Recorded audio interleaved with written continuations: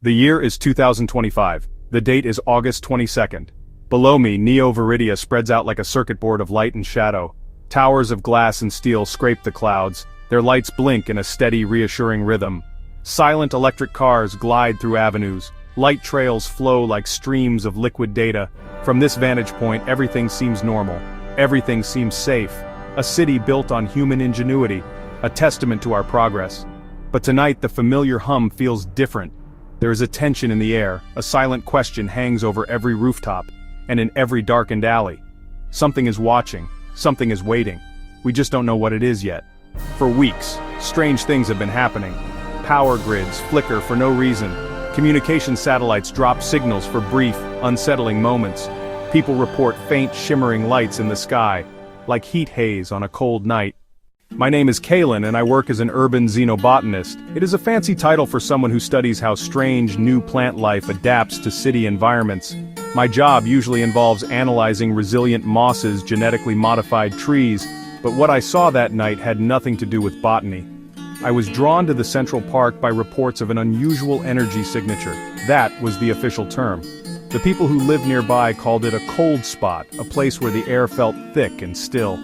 As I guided my reconnaissance drone over the treetops, my screens flickered. The silence was not just an absence of noise, it was a presence. The colony did not arrive in a fleet of silver ships. There was no fiery descent from the heavens. It seems they were already here, hidden from us in plain sight. They emerged slowly, silently, from beneath the earth itself. Imagine a flower blooming in fast motion, but made of something that was not metal, not stone, not anything we knew. Structures began to grow out of the soil. They were dark, smooth, and seemed to drink the light around them. As the days turned into a week, we began to learn more, but each discovery only deepened the mystery. Using long-range thermal imaging, sonic imaging, we started to map the colony. The structures were not solid, more like complex networks, channels of energy flowing like blood through veins. The energy was unlike anything we had recorded.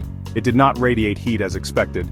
Instead, it created pockets of absolute cold, places where thermodynamic rules seemed ignored. Technology so advanced, it looked like magic, a force of nature with no name. Inside these structures, movement was detected. Not distinct beings, something fluid. Density patterns shifted like schools of fish, like flocks of birds, but moving as a single consciousness. No individuals, only a collective. The colony is a living organism, moving shapes as thoughts or antibodies. We discovered their construction method. They weren't bringing materials, they converted our world's matter. Soil, water, air, organic matter of the park's trees were being broken down at a molecular level and reassembled. We watched in disbelief as a 100-year-old oak tree dissolved into a shimmering mist and was then absorbed into one of the humming towers. Fear began to spread faster than information. The colony was now a permanent feature of Neo Viridia, a dark, silent island, a sea of human anxiety. Military leaders argued for a show of force. Plans and mobilization were drawn up. They wanted to send a message, to show humanity had power. But the scientists, myself included, urged caution. How do you attack something you do not understand? A preemptive strike could be catastrophic. It could be like throwing a rock at a hornet's nest the size of a mountain. The risk was just too great. So, we continued to watch. We continued to listen. We continued to gather data from a safe distance. We formed a global task force, linguists, biologists, physicists, philosophers. We analyzed the frequencies of their low hum, hoping to find a pattern. We studied the light from their glowing glyphs, breaking it down into its spectral components. Every tiny piece of data was scrutinized, debated in late-night meetings. We named them the Sower Colony. Were they planting a garden? Or a weapon? Their silence was unnerving. No attempt to communicate, no gesture of peace, no gesture of aggression. They simply existed and grew. One night, something changed. A new structure began to form, different from the others. It was smaller, more delicate, and it grew directly toward the perimeter of our quarantine zone. It looked like an antenna, or perhaps a bridge. The probe, a small, shielded sphere equipped with every sensor we could devise, slowly approached the glowing alien antenna. As it drew near, the light pulsed faster. A wave of pure information washed over our systems. It was not sound or text, a direct data transfer, a stream of concepts and images downloaded into our network. Our computers worked frantically to translate the alien message. When the first coherent sentences appeared on the main screen in our command center, a stunned silence fell over the room. The message was not what any of us had expected.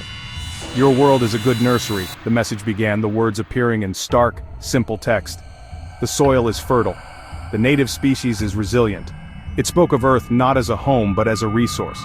It described our planet as one of many, a single plot in a vast cosmic garden. The message showed us images of other worlds, dozens of them, each with its own colony at a different stage of development. Some were barren rocks just beginning to be seeded. Others were lush alien jungles teeming with life we had never imagined. Our planet was simply the latest acquisition in a galactic-scale farming project. The message continued, explaining their purpose. They were not invaders in the way we understood the term. They were cultivators. They traveled the cosmos, finding promising worlds and nurturing them, preparing them.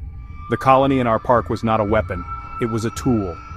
A terraforming engine designed to slowly and methodically optimize the planet's biosphere. The fear of a violent takeover was replaced by a different, deeper dread. We were not at war with them, we were simply part of their agricultural process, like microbes in the soil that help the plants grow. Then came the final, chilling part of the message, the part that changed everything. "You are not the crop," it stated, "you are the caretakers." The message ended with a new stream of images.